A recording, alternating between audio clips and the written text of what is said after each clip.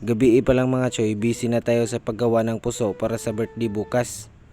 Sobrang excited talaga ng mga tao dito, kaya pinaspasan na talaga ang paggawa ng puso. Sa puntong ito, buntag na talaga mga choy. What's up sa ating lahat mga choy? Mayong buntag sa atong tanandira. Busy na kayo diring dapita mga choy sa paggawa ng kanilang decorating. Mingwaki pa nga siya diring dapita. At kung nakikita nyo, sobrang busy ng pinsan ko dito. Galing pa silang Sirao, Cebu City.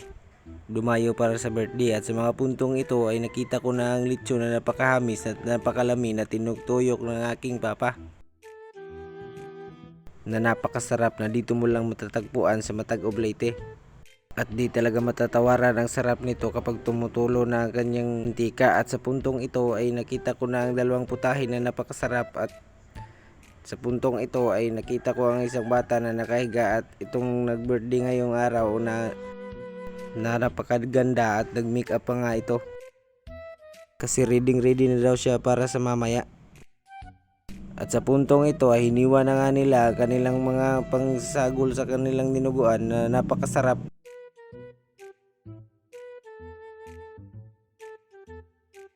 At sa dinas ng pangyayari ay nahiwa na nga nila ito at sa puntong ito ay napakasarap na lumpia na niluto ng aking tita. At sa hindi nasang pangyayari ay kumabot na ako ng isa at kinain sa baba nga baho kayo. Oh yeah! At sa puntong ito ay nakita ko ang isang tiyunggo na nagpaikot-ikot ng lechon na napakasarap. Na dito mo lang matatagpuan sa barangay namin. Oh yeah! At sa puntong ito ay nagbihis na nga ang gwapo. Hindi na nga ito magsasapatos kasi nasa tita ko lang naman ang binyo.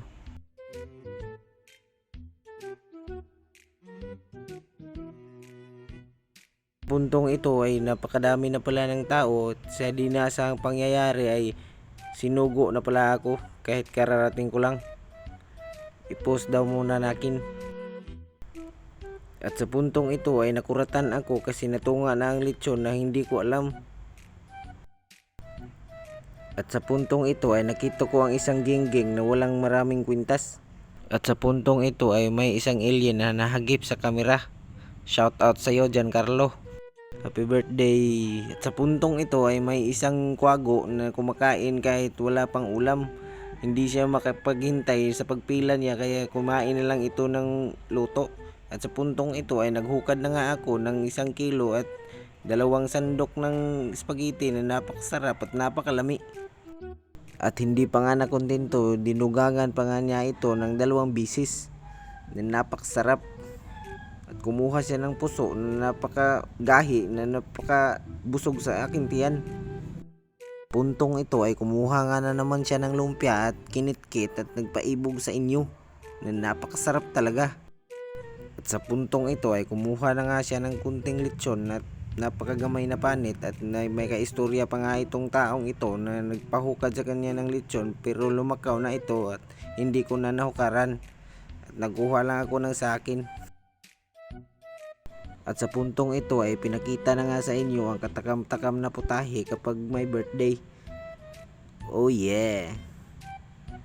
At sa puntong ito ay nilagay na nga itong kamera at hindi na nagpadugay-dugay, kumaon na talaga ng lumpia, inungit na nga ang puso na napakasarap at napakalami. At sa puntong ito ay tinagaan ako ng Red Horse kaso hindi ako mainom kaya coke na lang ang hiningi ko. Kung hindi ka pa nakapalo, mag-follow ka na. Tigna. At kung gusto mo pang makakita ng maraming video, mag-like and share and comment ka na. Thank you. Oh yeah!